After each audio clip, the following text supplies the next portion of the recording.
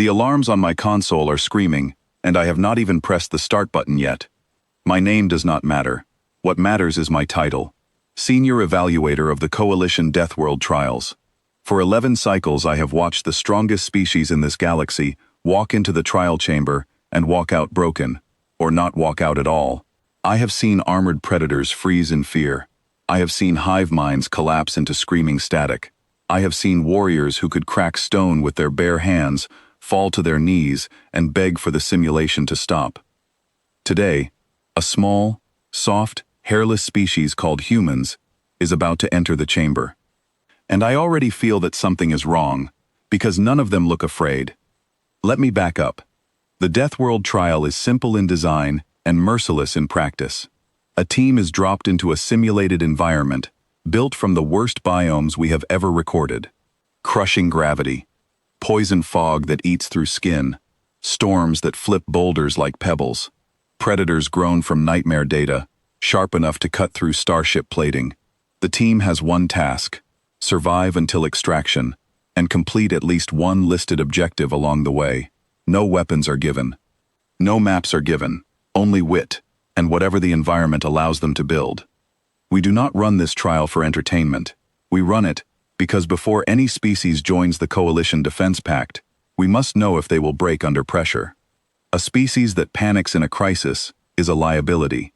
A species that survives earns respect and a seat at the table.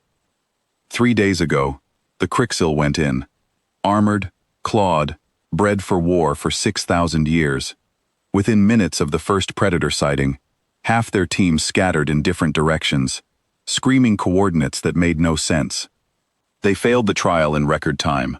2 days ago, the Sen Collective went in. A hive mind, thousands of thoughts acting as one.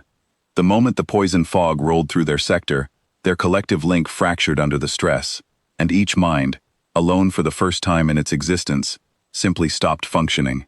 They failed too. Yesterday, the Voth warrior caste went in, psionic, proud. They could bend metal with their minds. Within the hour, a storm collapsed their shelter, and their leader turned his psionic gift inward in panic, injuring his own team by accident. Extraction was called early. 3 of our strongest species, 3 failures. This is normal.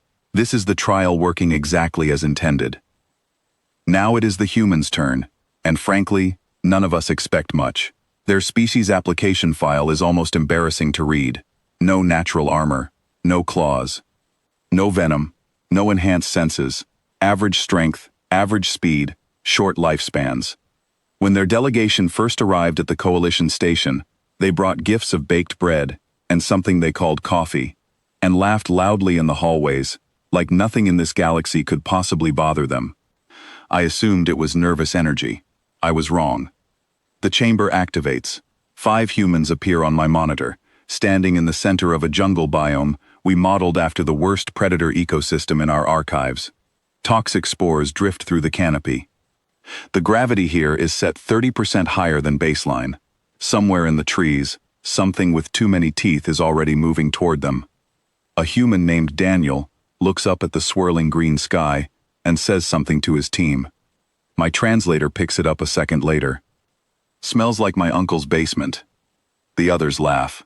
Actually laugh. Not the tight, panicked laughter I have heard from dying soldiers. Real, easy laughter. Like they are standing in a garden instead of a death trap.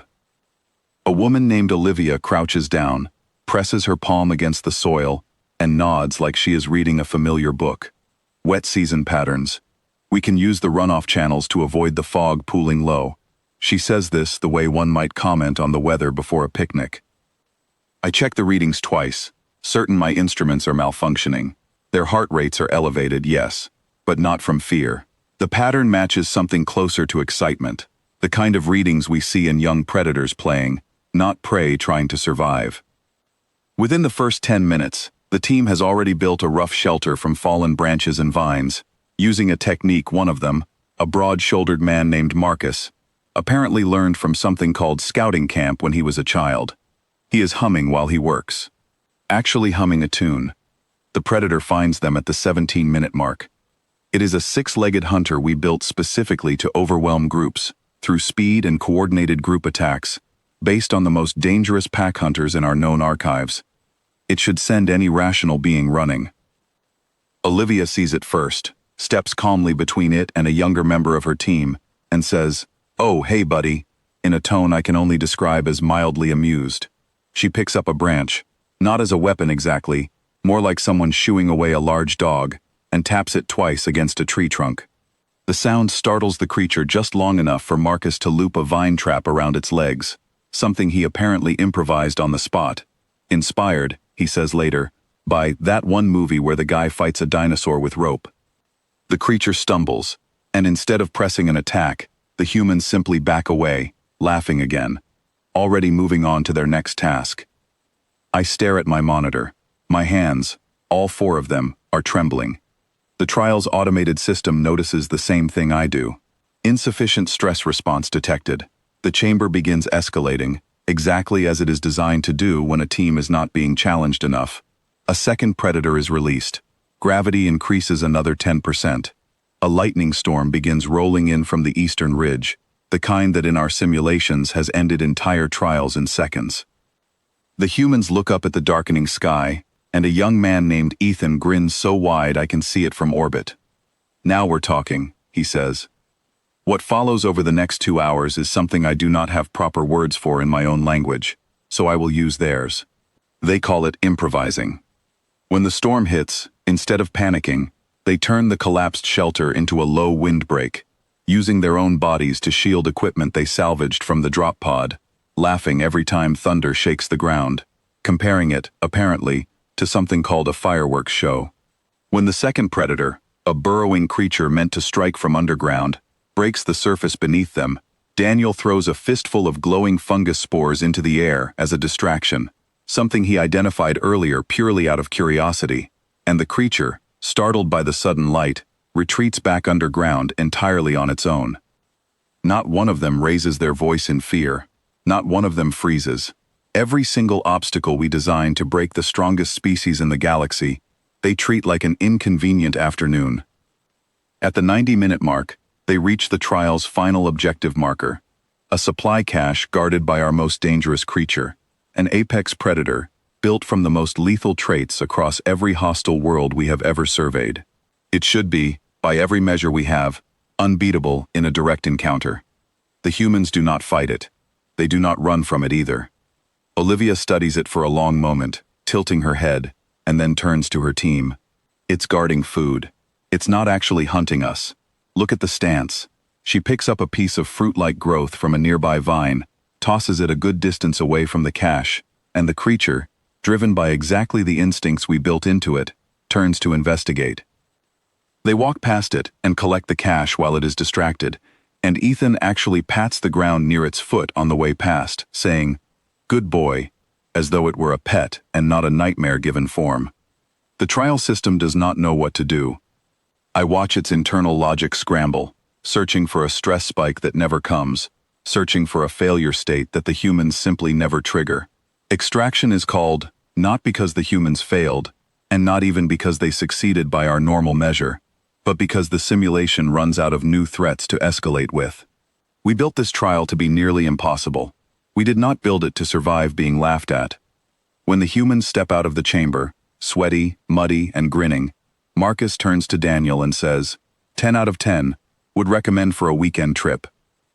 The others burst into laughter again, that same easy, unbothered sound from the very beginning. I sit in the observation room long after they have left, staring at the data. I pull their species file again, the one I barely glanced at before, and this time I read it properly. Their homeworld, it turns out, has weather systems that flatten cities, predators that once hunted their ancestors in open grassland long before they built their first tools, diseases that swept through their populations by the millions, and still they endured, adapted, and kept building. Their own history is filled with disasters, hardships, and conflicts that make our simulated jungle look, by their own admission, mild. We built the Deathworld trial using the worst nightmares of every species we have ever tested. For the humans, it seems we accidentally built something closer to a scenic hike. My final report will state something my superiors will not want to hear, but it will be the truth. The trial did not defeat the humans, and the humans did not defeat the trial either. They simply never understood it as something to be afraid of in the first place. To them, this was not a test of survival. It was, in their own words, spoken by Olivia as she walked out the door, still catching her breath from laughing, kind of a fun little outing. I add one final line to my report before I close the file. Recommendation: reclassify human threat assessment immediately, and under no circumstances let them know how frightened the rest of us actually are. Somewhere down the hall, I can still hear them laughing,